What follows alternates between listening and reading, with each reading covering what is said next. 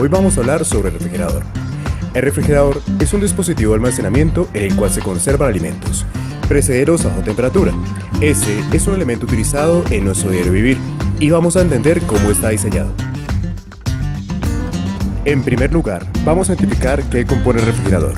El refrigerador está compuesto por anaqueles, un cajón para verduras, varios soportes de alimentos en la puerta del refrigerador, un soporte para almacenar huevos, dos manijas exteriores, un selector de control de temperatura, tornillo nivelador, charolas para hielo y una...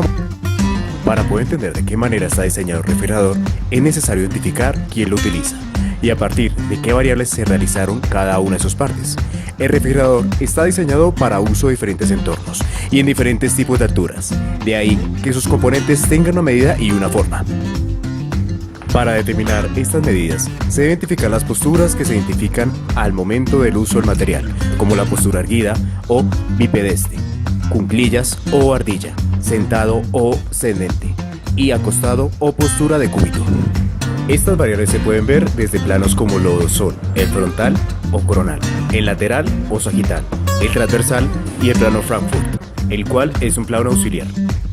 El refrigerador está elaborado a partir de unas dimensiones promedio, es decir, variables antropométricas, estáticas y dinámicas, masculinas o femeninas. Estas se toman a partir de unas variables, como lo es la anchura, largura, altura, perímetro, peso y pliegues. Todas estas variables se toman a partir de puntos anatómicos. Estas son distancias que hay entre unos huesos y otros. La anchura es la distancia que existe desde un punto anatómico a otro y puede observarse desde un plano coronal y transversal. La largura es una distancia de un punto anatómico a otro que se observa desde un plano coronal y sagital. El perímetro es la distancia que hay desde un punto al mismo, dando un giro de 360 grados. La altura es la distancia que hay desde un punto anatómico hasta el piso. El peso es la cantidad de masa existente. Y los pliegues son la distancia que existe entre a partir de pellizcos. Además de esos factores, se tiene en cuenta el percentil, el género y la holgura. El percentil es una tendencia que se refleja a partir de un dato estadístico. El género es a partir de qué sexo se elabora el material, femenino o masculino. La holgura es el porcentaje de tolerancia para ajustar a un número de personas. En las variables antropométricas dinámicas se identifican qué movimientos son los que se generan, qué articulaciones generan estos movimientos, el grado de libertad que tienen de movimiento y los planos en que se observa el movimiento y el eje en el cual el movimiento se proyecta y el sentido hacia donde se observa el movimiento. A partir de estas variables se genera la variable antropométrica estática, con la cual podremos identificar qué elementos influyen en la elaboración de todas sus partes. Vamos a observar cómo podemos aplicar estas ecuaciones estáticas y dinámicas.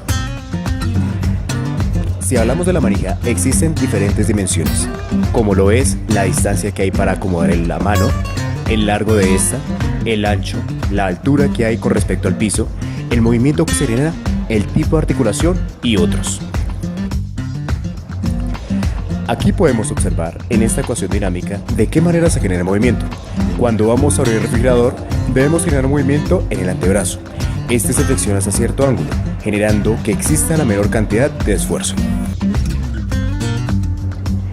En la ecuación estática podemos observar las distancias que se determinaron a partir de las alturas y anchuras porcentuales. También se determinan qué puntos se toman como referencia para determinar estas distancias. Por ejemplo, la manija. En general, la nevera está diseñada a partir de un prototipo femenino.